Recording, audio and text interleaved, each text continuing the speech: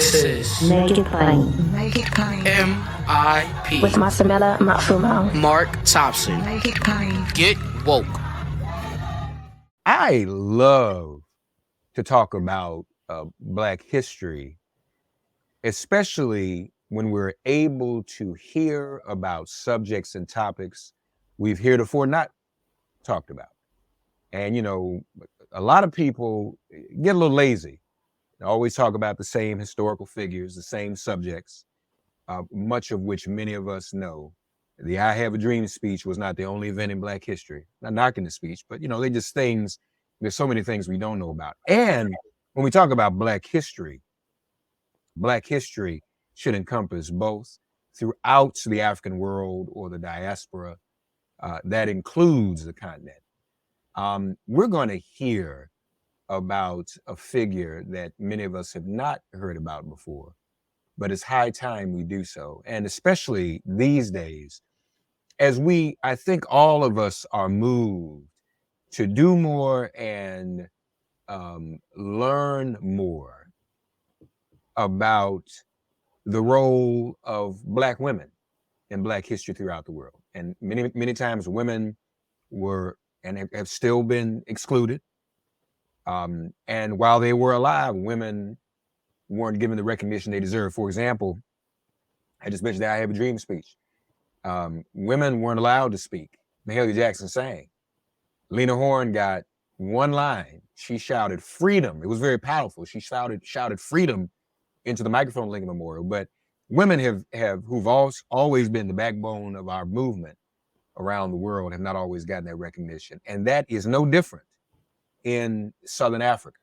So many similarities. So we're going to go to Africa today and talk about a figure, the author of our book that we're going to discuss today comes from the region in which we're kind of focused on today. She is an associate professor of African history at Stanford University.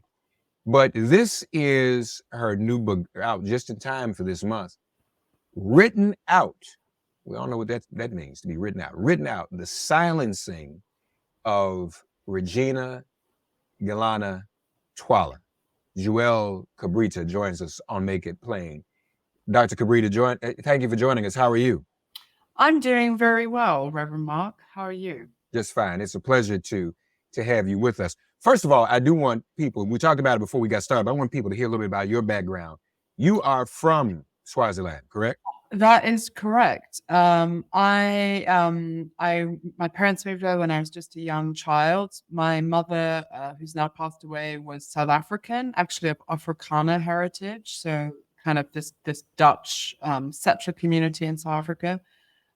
My father is Portuguese, and his family moved to Mozambique, which was a Portuguese colony until the 1970s. So my whole family on both sides are really part of this white settler community that has existed in Southern Africa for quite some time. And that made writing this book very, very personal, because Regina Twala's experience of racism in the region is something that I and the story of my family have been personally implicated in.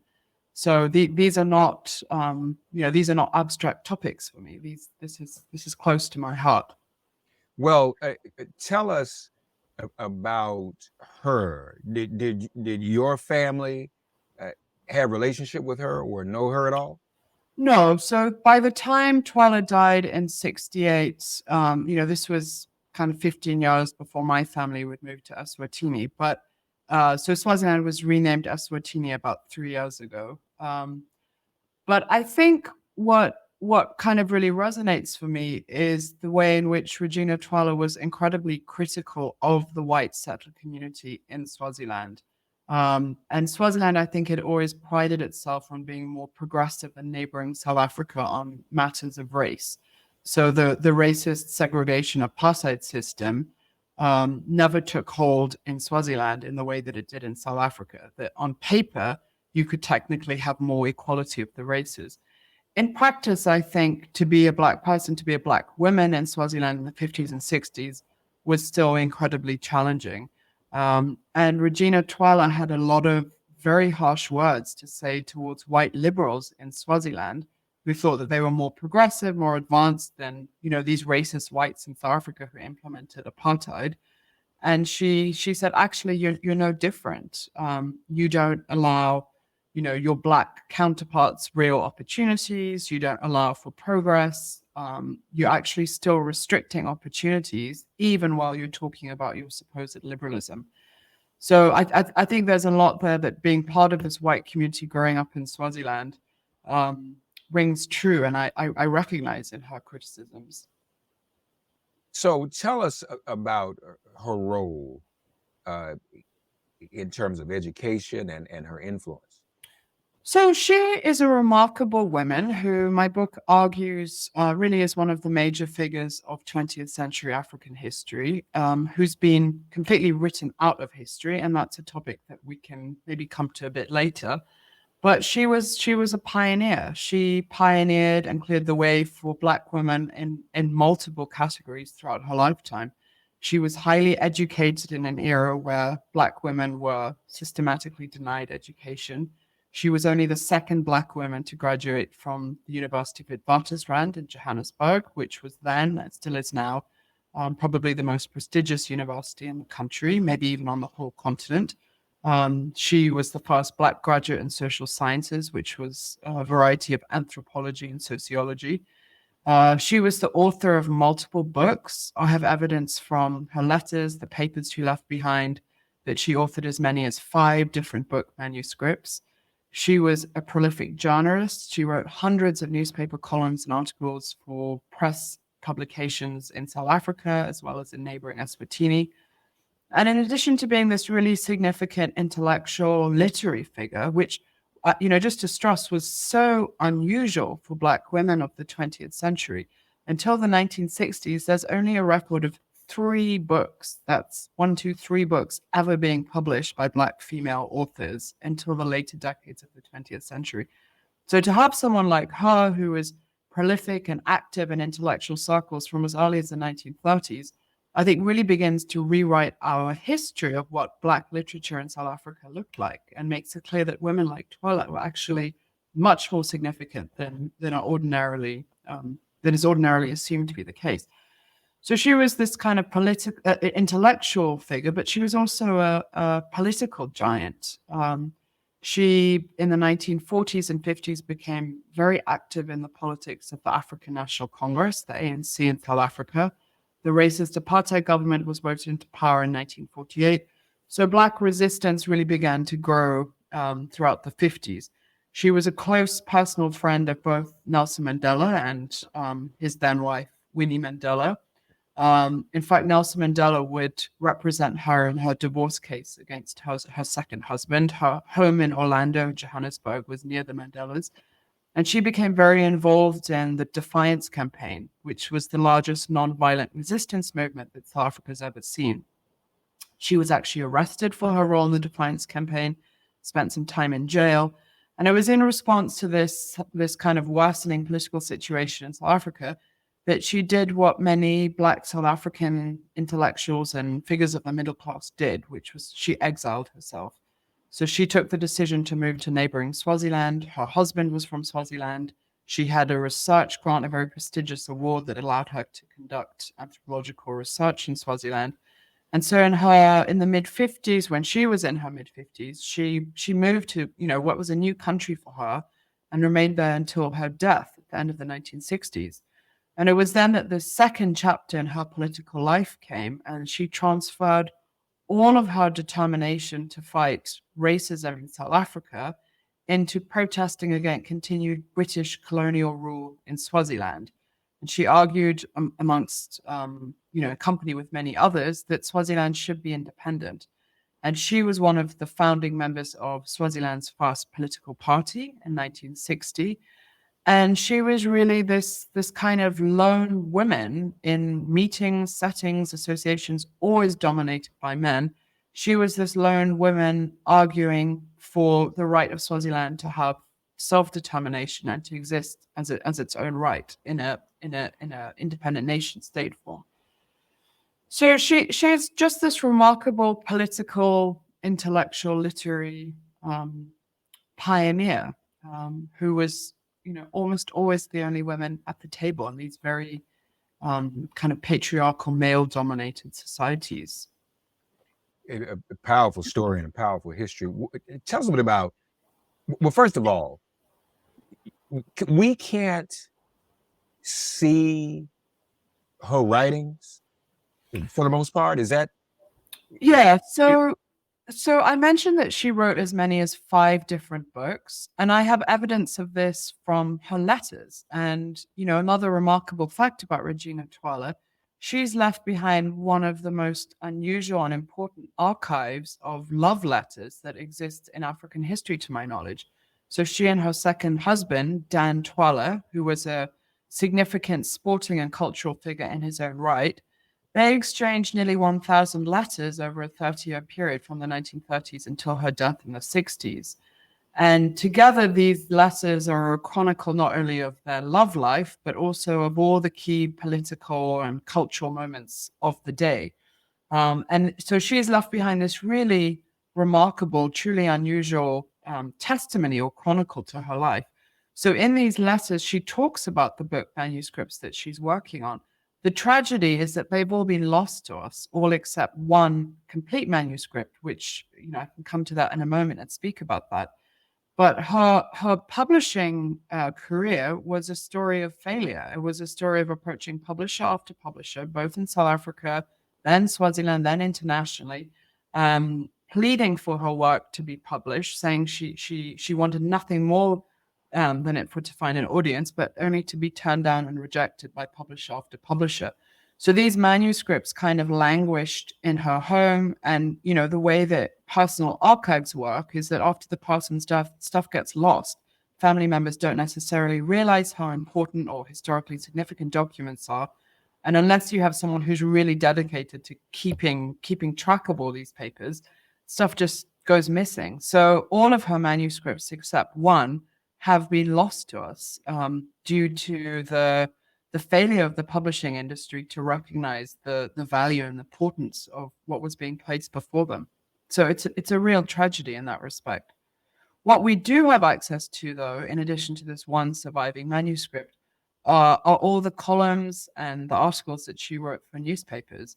And one of the kind of most exciting bits of this project was trawling through newspapers in South Africa and Swaziland, and just the excitement of finding article after article after article written by Regina Twala, and in very famous publications. So you probably know about Drum Magazine, which was one of the most significant kind of cultural platforms for Black culture in the 50s and 60s in South Africa. She was the women's correspondent for Drum Magazine. She ran an agony aunt column. Women would write into her with their love problems, their family problems, and she would give advice. So once you start looking, her kind of cultural imprint or her trace is sort of everywhere. It's just a question of someone who's been hiding in plain sight, and you just need to start looking for the traces of her. That's but you said these things are lost, and unfortunately, I get family. When people like that amongst family, they don't always talk about themselves. And I know from personal experience, things from my family that were done that I wish I had and knew about. You just kind of bump into them. We as families don't say, "Hey, this is important. I wrote this. You should do something about it." This is not how families work. So. My advice to you, Joelle, is to be sure to do that with your family. Don't do like so we know where your things are. But you said lost, but the fact of the matter is, was there not, to a large extent, and you alluded to this in terms of her publishing career, her ability to publish, sounds like, too, there was some intentionality towards suppressing the powerful writings and influence of this woman. Absolutely. And that's why the title of my book is Written Out, which is to say there was a very active process of erasing Regina Twala from history, from memory, from legacy, that this was not accidental, this was not coincidental, this was not just carelessness, this was, as you said, very deliberate, very intentional. And I think throughout her life, throughout her career, her powerful voice, speaking in favor of justice, in favor of rights for women, in favor of rights, particularly for Black women, I think she offended and alienated a lot of people in power, and particularly people who held the reins or the keys to the publishing industry. So within apartheid South Africa, it's not hard to imagine the way in which these printing presses, these publishing houses in the 40s and 50s were controlled by white gatekeepers, many of whom had no desire to see an outspoken, politically radical Black woman bring her work to print. I think the other part of the story is that throughout Twala's career, she had numerous relationships with white academics who were mentors and teachers and patrons, and who were quite happy to support her career until she became a threat to them, until she threatened to outstrip her role as a student and as a mentee. And so, some of the saddest cases of her work being blocked and erased comes from former teacher and mentors who you would expect to be supportive of her career, but in fact who are sometimes the very same people who actually blocked her publishing. So one example of this is a very well-known anthropologist called Hilda Cooper, who was a South African anthropologist who taught Regina when she was at Wits University. And on Regina's deathbed, she appealed to Cooper via an intermediary. Cooper was at this point working at UCLA here in the US, and had access to University of California Press, who published some of her work, asked her to try and secure publication of this final manuscript of hers, as she was kind of on her deathbed. And Cooper blocked publication. Cooper said, she thought there was absolutely nothing of value or interest in Twala's work, and effectively consigned the manuscript to the dustbin. And it's only when I was going through Cooper's archives some 60 years later that in this unmarked folder in one of the boxes with Cooper's writings, I discovered this manuscript by one R.D. Twala, which were Regina's initials. And, the more I dug into the history of what had happened between Cooper and Twala, I realized this was not kind of an innocent act on Cooper's part, that she had effectively fallen out with Twala as Twala became more and more politically radical, more and more critical of the political views that Cooper herself held. And so her judging Twala's work to be of no intellectual benefit is actually kind of much more complex than just a judgment of value. Twala's work was also plagiarized by prominent European academics. A Swedish historian, again, very well known in his field, called Bengt Sunkler, who wrote a lot on religion in Africa, he hired Twala to act as his research assistant in Swaziland in the 1950s. I worked my way through Sunkler's archives in Uppsala in Sweden, the university where he taught for many years. There I found dozens of research notes, research material that had been sent to him by Twala in the 1950s. And when I compared and matched up the research material that Twala had sent Sunkler versus the work that Sunkler had published as his own in his book, I found out that there were many passages that were near identical. So Twala's work hadn't been published under her own name, but it had been appropriated and stolen by a European academic and passed off as his own work. So this pattern of gatekeeping, exclusionary practices, outright theft, plagiarism, these are some of the kind of really nefarious mechanisms by which Twala's legacy has been all but erased to us, and why she's unknown, but figures like Cooper and Bengt Sunkler are celebrated as pioneering scholars in their respective fields. Give us a glimpse of some of the topics she wrote about and took on that would make people want to erase her. And of course, you mentioned she was active with the African National Congress. I mean, that's self-explanatory what her political activity was. Yeah. But so you mentioned Cooper wouldn't, put the manuscript in the dustbin. What was in that manuscript? So I think when it comes to Cooper, there's another dimension to Regina Twala's politics, which is when she moved to Swaziland, she actually took on two opponents. It wasn't just a case of speaking out against British colonial rule in Africa, which she did very strongly. It was also speaking out against the traditional Swazi monarchy that held power in Swaziland, and that power would be fully transferred to when the British left. And Regina Twala was an advocate for democracy. So whether she saw the enemy as colonial rule or whether she saw it as traditional monarchy, in both cases, she felt that ordinary Swazi people were not actually being allowed the opportunity to express themselves freely. So when she moved to Swaziland, she started writing not only against colonial power, but also against this institution of Swazi monarchy that anthropologists like Hilda Cooper presented as the natural state of politics for Swazi people. That Swaziland didn't need democracy in the way that Western nations need democracy because they had their traditional king. And this was a point of view that many Swazi intellectuals and activists spoke up very strongly against, feeling that the role of the monarchy should be restricted and redefined into much more of a constitutional monarch along the lines of what happens in the UK or places like that. And if anyone's been following global news in the last few weeks, unfortunately, the same traditional monarchy that exerted such power in the 1960s still holds power today in Swaziland and still is exerting extremely repressive rule against its subjects and against its citizens. A leading political activist was just assassinated in his own home a couple of weeks ago. So there's really a climate of fear and repression in the country. There's no free press. There's nothing like free elections. It's very hard to speak out and dissent against the king and against the monarchy. So Twala, as early as the 1960s, I mean, this is 60 years ago, took this on full-throatedly and was extremely critical of royal power, the power of this elite network connected to the king. And so she made herself no friends, both amongst colonial powers, but also amongst those kind of close to the traditional clique of the day. And for anthropologists like Hilda Cooper, this was kind of blasphemy because Cooper thought, well, this is a traditional monarchy. These are supposedly traditional people. Africans need a king. Kind of this very racist assumption that political rights that people in the West demanded and held on to somehow shouldn't also be applied to subjects of countries in Africa.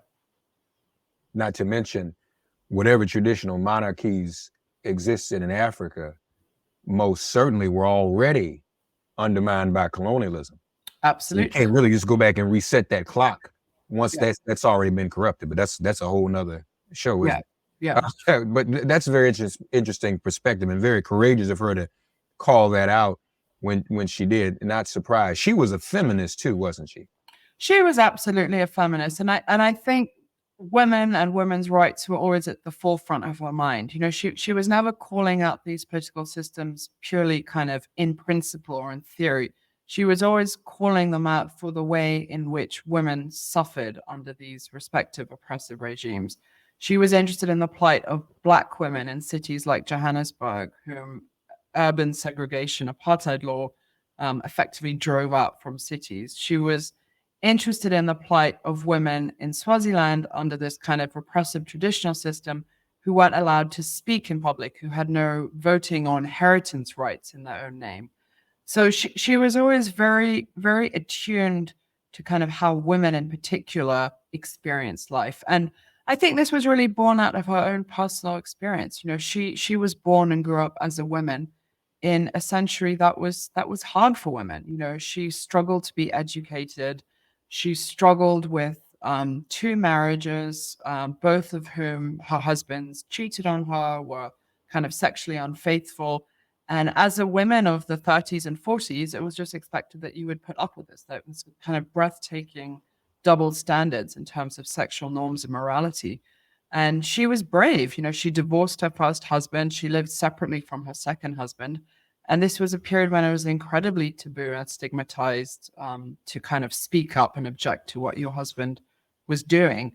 And she was just very, very outspoken on the fact that just because she'd been born a woman didn't mean that she was entitled to any less rights or independence than a man. So really ahead of her times, I think, in quite a startling way. Yeah, no, that's important. And people, a lot of times we take things for granted now, but Joelle is right, folks. Professor Cabrita is right. Women weren't supposed to get divorced. You weren't supposed to do that. You weren't, and that's true in South Africa, in this country as well. So, even as late as the 60s, that's just not something you did. It was taboo, even amongst, peers. Divorce, you're supposed to just stay there and stick it out. So no, that was quite revolutionary. Is it any members of her family still around? Is there any interest in currently today in Eswatini, any type of movement bubbling up to restore her back to history? Well, her family have been immensely supportive and generous of my biography and of my interest in their grandmother from the very beginning. So, I owe her an absolutely massive debt to them. And I think they've really seen this biography as precisely that, a way to kind of revive her legacy, a way to make the case in Swaziland and more broadly that this is an important woman who deserves some kind of audience.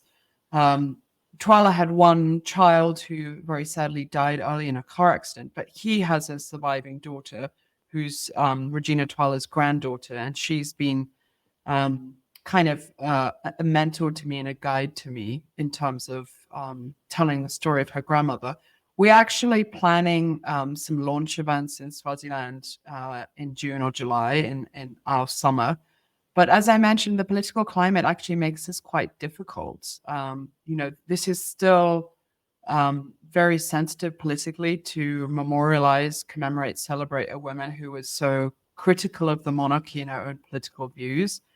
And so one of the things that we're having quite careful discussions about is how exactly we can kind of restore her to her rightful place in Swazi history when her politics were still and are still so troublesome to the powers that be. So I think it might be a case of possibly doing more in neighboring South Africa where these kinds of dissenting views can be voiced more clearly. But, for those who live in Swaziland, and I certainly wouldn't want to endanger them or kind of make them vulnerable in any way, I think it's quite difficult to have these conversations openly. So sadly, her kind of political vision is just as relevant today as it was 60 years ago. No, that is very important, and the great service you're doing in terms of getting her story out and sharing her story. You mentioned her position on the monarchy. Any other positions that she took which really stand out and were perhaps even prescient for today? Well, I think the other part of her writing career that I love because it's a little bit lighter and it gives us a glimpse into a very different human, more personal side of hers, that she was also an agony aunt. I mentioned that she wrote this column for Drum magazine. She wrote similar columns for other publications. And so she actually wrote a lot about sex and love and relationships and, how to negotiate these things as a modern woman. And she was just incredibly frank on sexual matters in a way that I think would have been considered really, really challenging for the day. She said that women should receive sex education, that they should know about kind of the biology of all of it, because women needed to be empowered with information. She said that women should feel free to speak out against philandering, unfaithful men, that they shouldn't kind of just sit still and, take what's dished to them. So kind of her sexual politics, I think, and her recognition of the need for women to seek out education and emancipation in the bedroom as much as in the voting booth, really made her a startling figure for a very, very conservative society. There's still places today in the 2020s that would find this kind of frankness on female sexuality disturbing. Yeah. So she was ahead of her time in that regard. Absolutely, yeah. In that regard too, huh? Yeah. So folks, the book is out. We invite you to check it out. And again, we all do well to enlighten ourselves about figures in our history that we otherwise would not know about. And Joelle Cabrita has given us an opportunity to do this, to hear about Regina Gelana Twala. I'm always inspired by the role that revolutionary women played in Southern Africa. In fact, whenever I speak to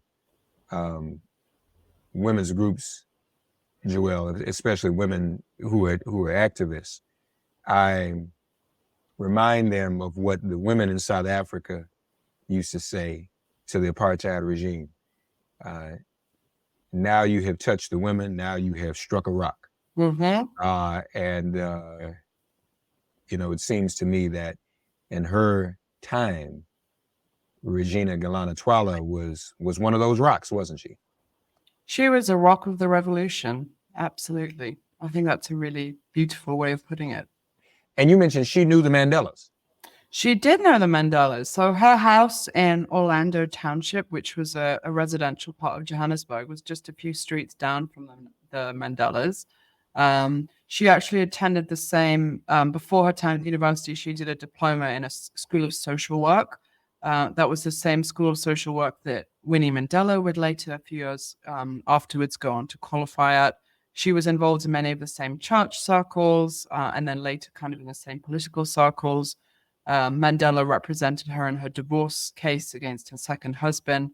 So she was really part of the same kind of network of politically active, fairly elite middle class Black Johannesburg, the kind of the thinkers, the journalists, the lawyers, the social workers of their day who would, go on to form such a strong wall of resistance to the way in which the apartheid state was trying to erode and dismantle their rights as humans, as South Africans. So last, I just want to be clear. It is, you're meeting with the granddaughter in dialogue with the family. It is, are there works that are recoverable? Are there manuscripts that are recoverable so that at some point we might get a trove of Regina Gelana Twala works to see? That is my hope. And I should say that when I first started out on this project, my goal was not to write Twala's biography. My goal was actually to bring to publication this manuscript of hers, the sole surviving intact manuscript that I discovered buried in Hilda Cooper, the anthropologist's archives in UCLA Library. And, after I had conversations with a couple of publishers, the response was, this sounds really interesting, but this is a totally unknown figure. No one has ever heard of this woman. So we have concerns about marketability if we choose to publish this manuscript. So the advice I received from one publisher, which, I think was good advice, was why don't you start out and write her biography, and then her name can get a bit of traction, a bit of recognition. And then in time, that might open up the opportunity for her own work to be published. And for me, that's kind of my ultimate goal, that Twala finally speaks for herself. Because I am, I'm sensitive to the dynamics of being yet another white scholar, yet another white academic in Twala's life, who is still, in a sense, kind of gatekeeping and managing access to her life and to her legacy. And this is not a case of a woman who didn't say anything, who didn't leave behind a written record of her life. She wrote plenty. So for me, the ultimate win, the ultimate triumph is for Twala's own words to finally find a platform for publication, and for her to be read as widely as possible in terms of what she says about herself, not only what I say about herself, because those stories will look, quite different. So yes, absolutely. That is definitely the goal, to get her work published. And that's appropriate. And you're a principled person, I can tell that. And humble. But I agree with that advice. I mean, we need to know her story. Yeah. This is why I take off my interviewer hat and put on my movement hat and see you're in California. That's so right. I already see a movie. Into the movie. No, really. And I was just reading something the other day. There's this, on one hand, people say there's Netflix has created an oversaturation. But on the other hand, there are a lot of stories being brought to film that otherwise never would have been brought to film, right? And I think we have to take advantage of that. And especially films about subjects and characters, not just in the United States.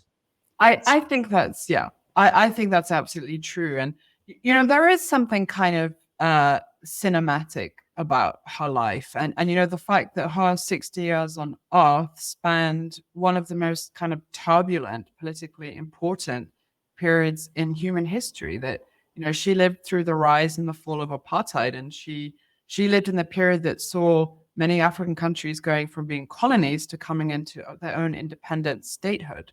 So there's no doubt about it that her times were big times. You know, there's a kind of very dramatic scope or flavor to the time that she lived throughout. She was also, you know, she was also a very, very striking woman in terms of her appearance. And one of the lovely things is that I have many black and white photographs in the book that were preserved in all of these letters, this personal archive of letters that she had with her husband. There's also hundreds of photos, many more than I've been able to include.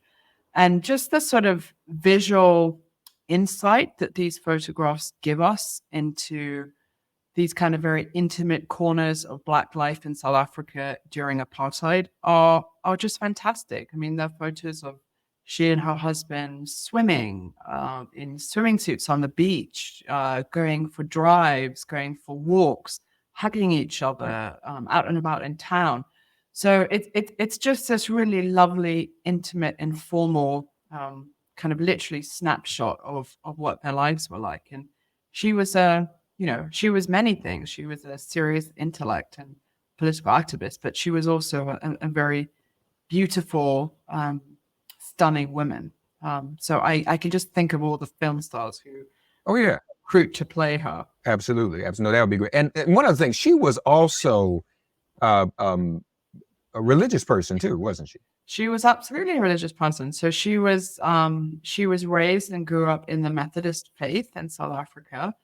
And then in later life, in her 50s, she gravitated more towards Pentecostal Christianity. So interestingly, a form of Christianity in South Africa that was led by a very outspoken Black church leader called Nicholas Bengu, who was known as the Billy Graham of Africa, who had this huge popular following and who was very, very outspoken on the role of Black pride within the Christian church and saying we've been dictated to for far too long by missionaries, and we need to come up with genuinely African ways of being Christian. And so for him, Pentecostal Christianity, with this emphasis on the Spirit, the gifts and the fruits of the Spirit, was a much more kind of locally appropriate way of being Christian. And Regina Twala really, really threw herself into this fully. And she was actually one of the figures who negotiated the introduction of this Pentecostal church to Swaziland in the 1960s. And when she died, the moment of her death, she was actually surrounded by a group from the church who were praying for her. So going back to your earlier question about memorializing her in Swaziland, I think that's definitely a community who would love to have her memory kind of raised up as a pioneer of the church as well as of politics. Outstanding. Folks, written out The Silencing of Regina Gelana Twala, an incredible story. Let's learn more about those about whom we know not so much about. Our very special guest has been African history professor at Stanford, Joelle Cabrita. And so this is, your class is going to read this book? The poor students, I will encourage them to read the book. Okay. And I know a couple of my colleagues have been, very generous already and assigned it to their classes. Good. So yeah, I mean, there just aren't that many stories like this. I mean, the number of full-length biographies of Black African women is shockingly small. Yeah. I mean, it's a real gaping hole in our knowledge. Folks, the things we are inclined and inspired to do to bring more women into the forefront must also include those who are written out of history. And this is a very important story. I'm going to share with all of my friends, especially those in the womanist and feminist movement. And frankly, what you shared with us about the way she was treated in academia. I know some folk going through that kind of stuff today. Absolutely. Some things have not changed. So these stories can enlighten us for today and empower us today as well. Yeah. So, and I'm sure you're aware of that kind of stuff too. So unfortunately, yes. Yeah. So this in and of itself is empowering even today. Yeah. And that's why I wanted to have our guest on and share this book and read this book and share this story. So this is great. Professor Joelle Cabrita, written out The Silencing of Regina, Gelana, Twala. Thank you so much for joining us, Professor. Thank you so much for having me. It's been such a pleasure and an honor to speak about Regina Twala's life with you and your listeners. Thanks for getting woke and listening to Make It Plain. As always, perform an act of kindness on behalf of an elder or young person. Write a letter to a sister or brother who just so happens to find her or himself incarcerated. Offer libations to the ancestors upon whose sturdy shoulders we all now stand. And above all, give thanks to the God of your understanding by whatever name you call her and him. All God asks of us is that we give each other love. Thanks for giving MIP love. And please remember to subscribe and give us a 5-star rating. If all hearts and minds are clear, it has been made plain.